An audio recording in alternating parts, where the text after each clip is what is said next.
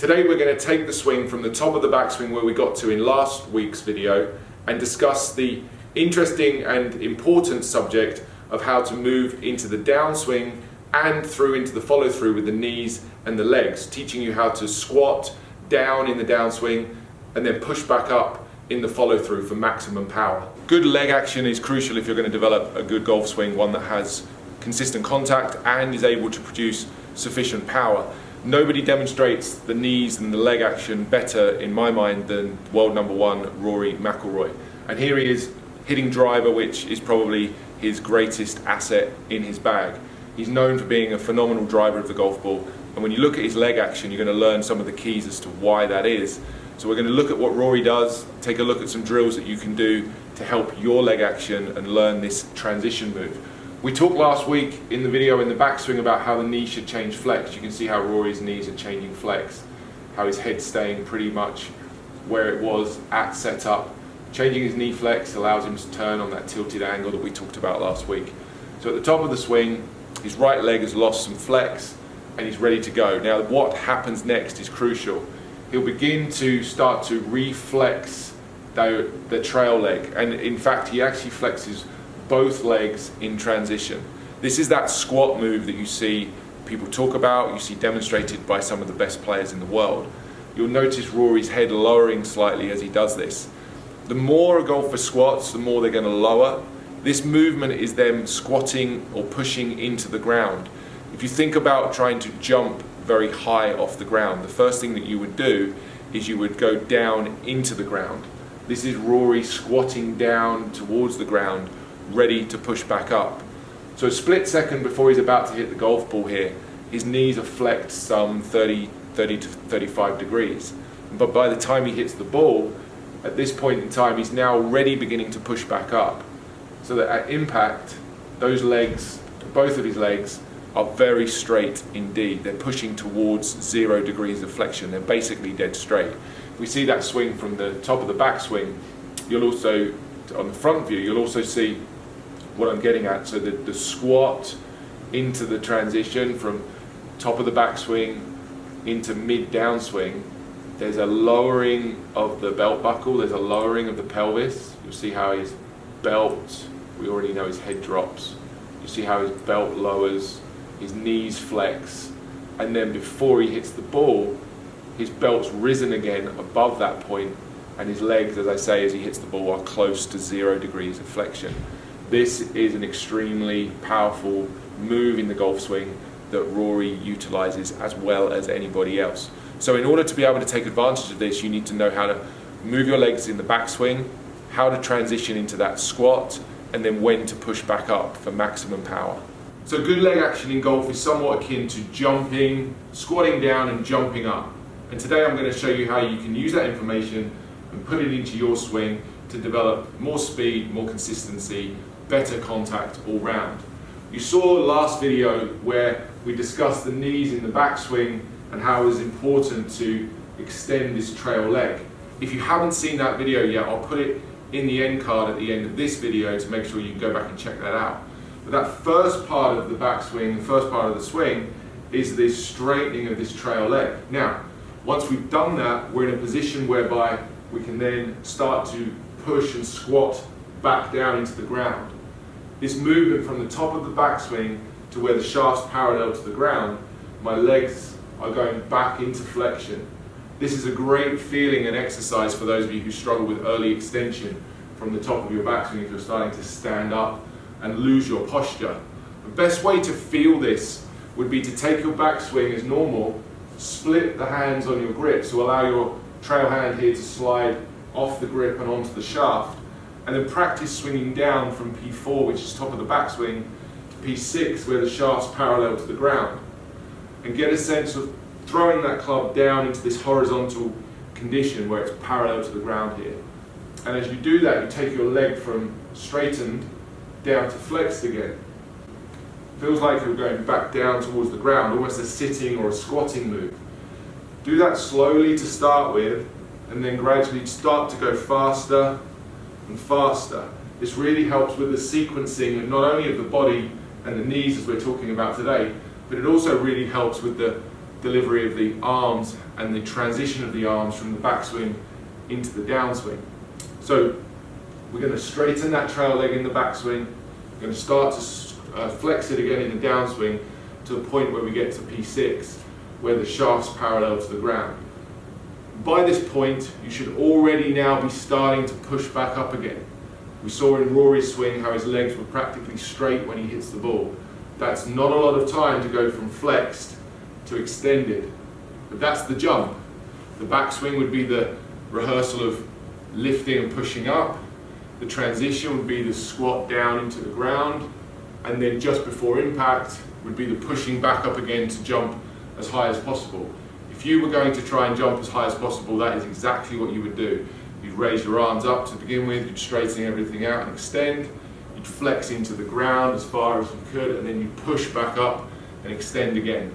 That's what we're discussing here today in the golf swing. The extension in the backswing, the flexing in transition and downswing, and then the extension back up into the finish. And a great way to learn that last piece of extension from where the knees are back into their flex in the downswing, a great way to learn the correct extension of all the segments really through in the follow through is to take an alignment stick and place it on the ground behind you at an angle like so, and then have the stick into the ground. Take your P6 position, so we go up to the top, pull down to where the knees are flexed, flex the knees down, shafts parallel to the ground. Now just rest this stick on the mat, and from this position start to push up with your hips and your legs to drag the stick along the mat.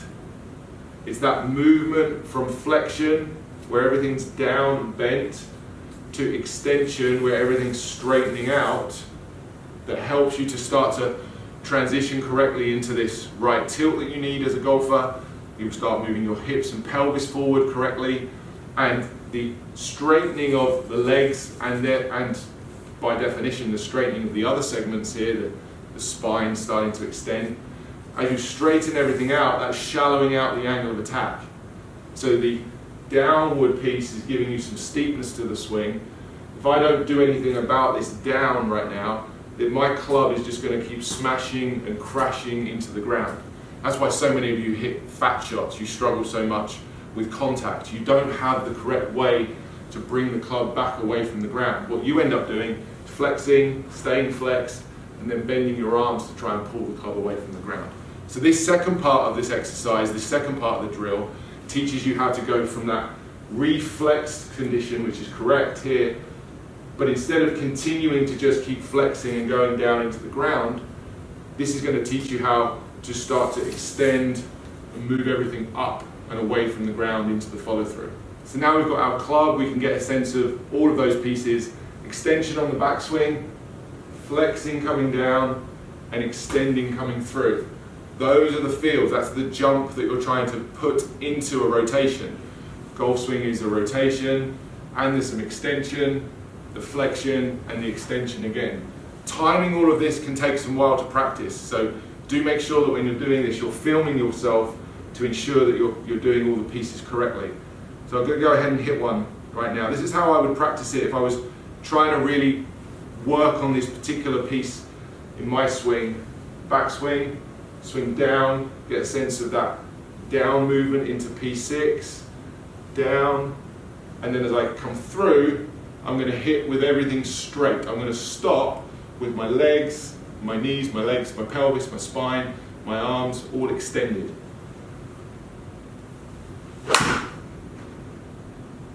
Pretty nice, pretty good contact, maybe a little bit thin. Legs felt like they worked quite nicely there. I'll try another one of those. For me, my problem tends to be a little bit too much flex in this leg coming through, so this is a nice exercise for me to really feel that right leg straightening in the downswing just as I'm getting to the ball. It's a nice feel for me. So up, flex down, P6, flex down. As soon as I'm here, and in your world you may even need to feel it slightly sooner than this, I'm pushing back up again. That one was a much better strike.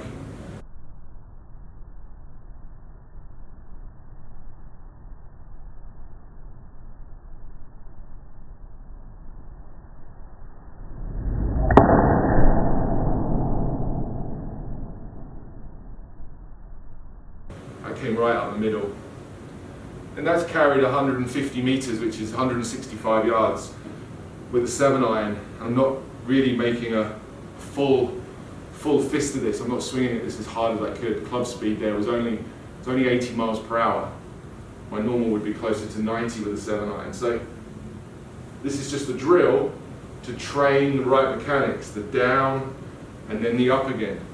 You've got to have the up, you've got to have the down, and then you can have the up again. Those three key pieces have to exist. I see so many golfers getting that wrong. They don't even have the extension in the backswing to begin with, or they try to flex in the downswing and then they just stay bent forwards into the follow through.